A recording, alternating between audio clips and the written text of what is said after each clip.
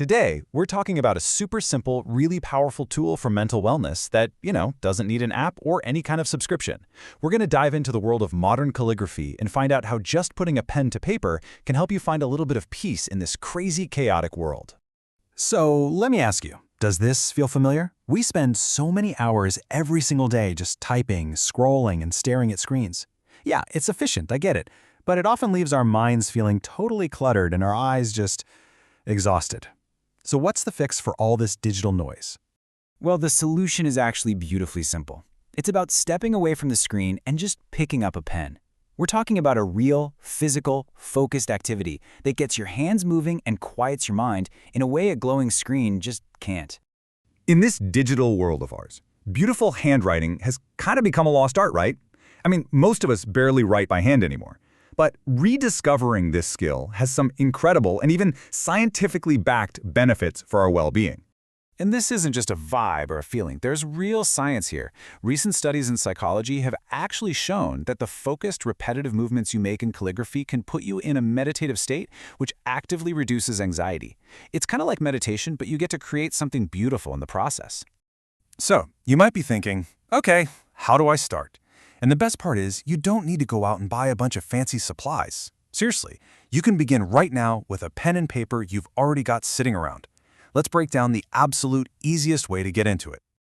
I want you to meet faux calligraphy. This is the secret, the little hack to getting that classic calligraphy look without any special tools. The main idea is so simple. You just add a little thickness to the parts of the letter where your pen was moving down the page. The whole process is incredibly easy. First, just write a word in your normal handwriting. Cursive or print, doesn't matter. Then, go back over it and draw a second line right next to every stroke where your pen moved downwards. And finally, you just fill in that little space. And that's it. You've just created some beautiful lettering with a regular old pen. Okay, so once you've had some fun with that, you might be getting curious about what the next step is.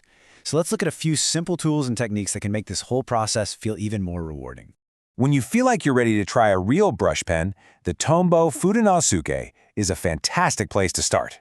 It comes in two types. The hard tip gives you a ton of control, which is perfect when you're just beginning.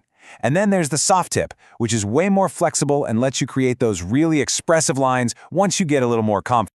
Now wait, don't let this list freak you out. The only thing you need to know is that every single letter in the alphabet is just a combination of these 8 basic strokes. Think of them like playing scales on a piano. Practicing these one by one builds the muscle memory you need to make your lettering smooth and consistent later on. All right, here's a pro tip that surprises a lot of beginners. The paper you use is a really big deal. Using regular rough paper is like trying to write on sandpaper. It will absolutely destroy the delicate tips of your brush pens. Smooth paper, like from brands Rhodia or even some HP premium printer paper, protects your tools and gives you those super crisp, clean lines without the ink bleeding everywhere. And hey, don't forget about your body. To avoid getting hand cramps so you can practice for longer, just remember a few things. Sit up straight, angle your paper a little bit, and hold a pen gently, like you're holding a tiny bird, no death grips. And try to use your whole arm to make the strokes, not just your fingers. Oh, and definitely take some short breaks. So now that we've covered the how-to, let's get back to the most important part, the why. This whole practice is all about connecting with that feeling of calm and finding these little moments of flow in your busy life. One of the best ways to stay motivated is to actually use what you're learning. You don't have to just sit there drilling basic strokes forever. Use your new skills to make beautiful headers in your journal, to address an envelope for a friend's birthday, or to write a really special thank you note. It makes the practice feel useful and rewarding right away. And here's the real magic behind it.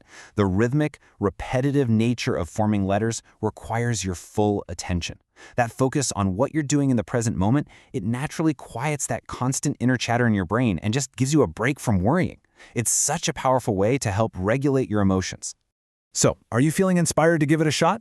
Let's make it super easy. Here's a simple little action plan to help you build this mindful habit, and you can start right now. This timeline just breaks it down into easy, totally manageable steps. Today, just grab any pen and try writing your name using that faux calligraphy trick.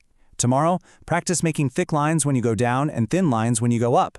This week, find just one envelope to address. It's all about small, consistent steps. No pressure.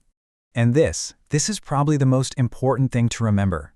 Every single artist you admire started out with messy first tries. The goal here is not to create a perfect masterpiece on your first day. The real win is in the process itself. It's about giving your hands something creative to do and giving your mind a much-needed peaceful break. So, the next time you're feeling totally drained by the digital world, remember that the solution might just be sitting right there on your desk. So, are you ready to pick up a pen and find your flow?